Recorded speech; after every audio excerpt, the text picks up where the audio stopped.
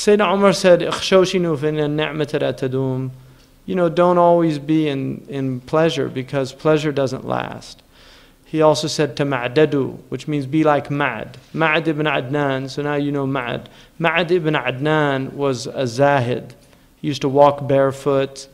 And so Omar said, Amshu hufatan, walk barefoot every once in a while. It's just a good thing, because if your feet are so soft, if you ever lose your shoes, you're really in trouble. So the idea is, what I've noted about sitting, because I've sat on the floor since I became Muslim. Like in my house, the furniture is all floor furniture. And what I've noticed is, as I've gotten older, the people I know that don't sit on the floor can't sit on the floor anymore. They just don't have the type flexibility, because sitting like this, you're in natural stretches all the time. So your body is more supple, which gives you, you see these old people here, Bedouin, and look at our old people. I mean, our old people, they can barely move once they get a certain age. Whereas here you see people, they're much more vibrant at later, and a lot of it they're losing it now. I mean, the Arabs are just completely, especially on the peninsula. I mean, places like Syria and the villages, or Egypt, they're still moving and doing all those things. But here, people don't, I think 35% of the population has type 2 diabetes, because there's no exercise. They eat all this sugar, they drink the soda pop, they drink the tea, and they don't move. And I was with a friend of mine who's a Saudi, who met with one of the top, he's a very wealthy Saudi, and he wanted to donate for diabetes research. He has diabetes, but he also is concerned about the people here, and is a professor of endocrinology in San Francisco. And he asked him, what's like the latest, most cutting edge type 2 therapy? And he said to him, if I told you, you're going to shake your head.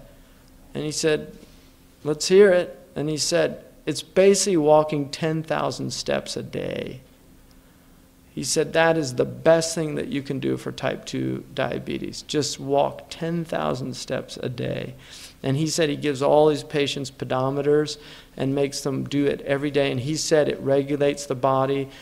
He said even the diet, the modifications don't have to be as extreme as they are in normal cases.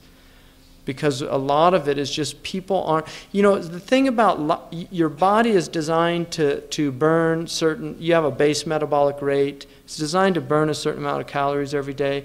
But your body's also designed to move. Thoreau used to walk 4 hours a day.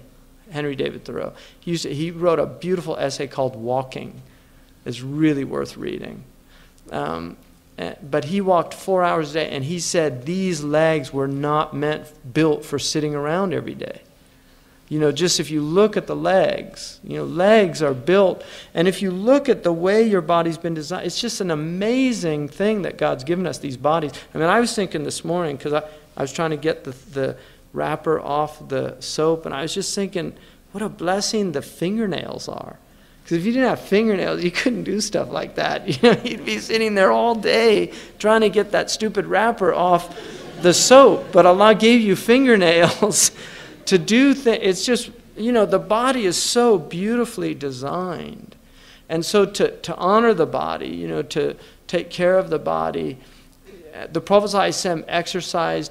They said that he died and he had no stomach. He did not have a stomach. Then they mentioned that. And he said, "Al-bitnatu tudhib al-fitna." Filling the stomach will make you dull-minded.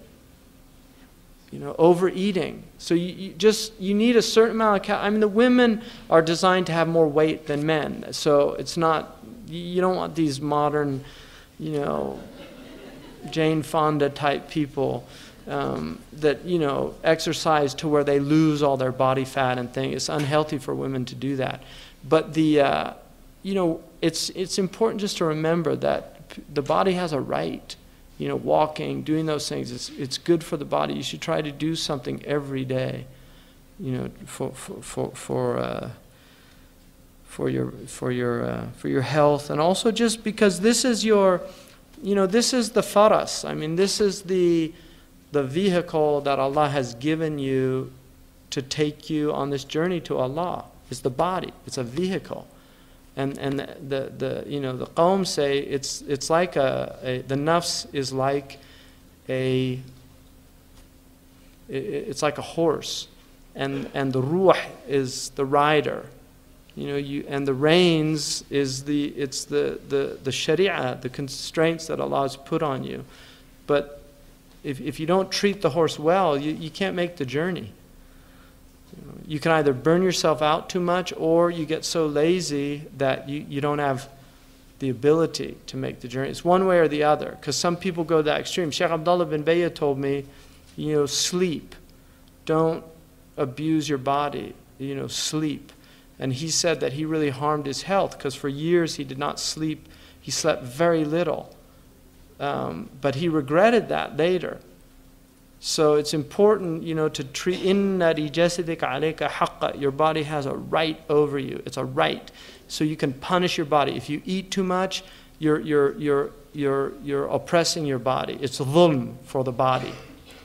You know, I mean, you can have these things every once in a while, but if you're eating like desserts every day, you know, really, you're really not doing, I mean, it's nafs. That's all it is. It's pure nafs, because it's good, but you're not thinking about the ma'alat. That's all. You're not thinking about long term. So, you know, enjoy things within limitations.